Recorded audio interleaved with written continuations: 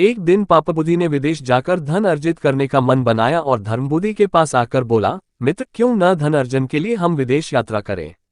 वहां पर्याप्त धन अर्जित करने के उपरांत हम दोनों अपने नगर वापस लौट आएंगे और सुख संपन्नता का जीवन व्यतीत करेंगे। धर्मबुद्धि को पापा बुद्धि की बात उचित प्रतीत हुई और वह विदेश यात्रा में पापा बुद्धि के साथ हो लिया। दोनों ने देश देशांतर की यात्रा की और प्रचुर धन अर्जित किया। अर्जित धन के साथ जब वे अपने नगर लौटने लगे तो पापा बुद्धि ने धर्मबुद्धि से कहा, मित्र, इतना धन देखकर हमारे सगे संबंधी कहीं हमसे ईर्ष्या न करने लगे। ऐसे में अनिष्ट की आशंका रहेगी, इसलिए उचित होगा कि हम अपना धन नगर के बाहर किसी सुरक्षित स्थान पर रख दें।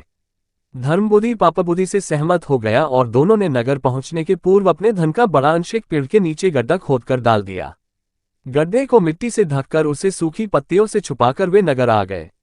कुछ दिन व्यतीत होने के उपरांत पापा बुद्धि उसी स्थान पर वापस लौटा। गड्ढे को खोदकर उसने पूरा धन निकाल लिया और उस पर मिट्टी डालकर पुनः सूखी पत्तियों से ढक दिया।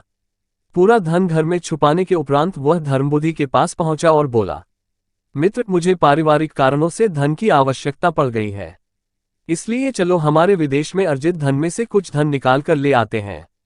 धर्मबुद्धि तैयार हो गया। दोनों जंगल में निर्धारित स्थान पर पहुंचे। धर्मबुद्धि ने गड्ढा खोदा, किंतु वहां से धन नदारद था। दुष्ट पापा बुद्धि रोने पीटने का नाटक करने लगा और धर्मबुद्धि पर धन चुराने का आरोप लगाने लगा। बात नगर के धर्माधिकारी के पास पहुंची। पापा बुद्धि ने धर्माधिकारी के समक्ष धर्मबुद्धि पर चोरी का आरोप लगाया और न्याय की गुहार लगाने लगा। धर्मबुद्धि अपने मित्र के इस व्यवहार से आश्चर्यचकित था। वह धर्माधिकारी के समक्ष जड़वत खड़ा रहा।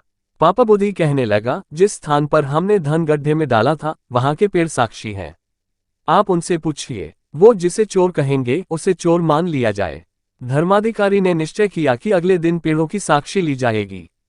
साक्षी के बयान अनुसार ही निर्णय सुनाया जाएगा। सुबह मुंह अंधेरे पापा बुद्धि ने अपने पिता को गड्ढे के पास के पेड़ की खोखली जड़ के अंदर बिठा दिया और बोला, जब धर्माधिकारी पेड़ से पूछे कि चोर कौन है तो आप धर्मबुद्धि का नाम लेना। पिता ने ठीक वैसा ही किया।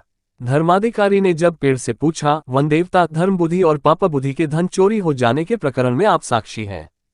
कृपया बताएं इन दोनों में चोर कौन है। प्रश्न सुनते ही पेड़ के खोखले जड़ के अंदर बैठा पापा बुद्धि का पिता बोला पड़ा, धर्मबुद्धि चोर है। पेड़ का उत्तर सुन सब आश्चर्यचकित रह गए। धर्माधिकारी ने साक्षी स्वरूप पेड़ का उत्तर स्वीकार कर लिया। वह अपना निर्णय सुनाने को हुए ही थे कि धर्मबुद्धि ने पेड़ की खोखली जड़ में आग लगा दी। आग की लपटों के कारण पापा बुद्धि का पिता झुलस गया और चीखते हुए पेड़ की जड़ से बाहर निकला।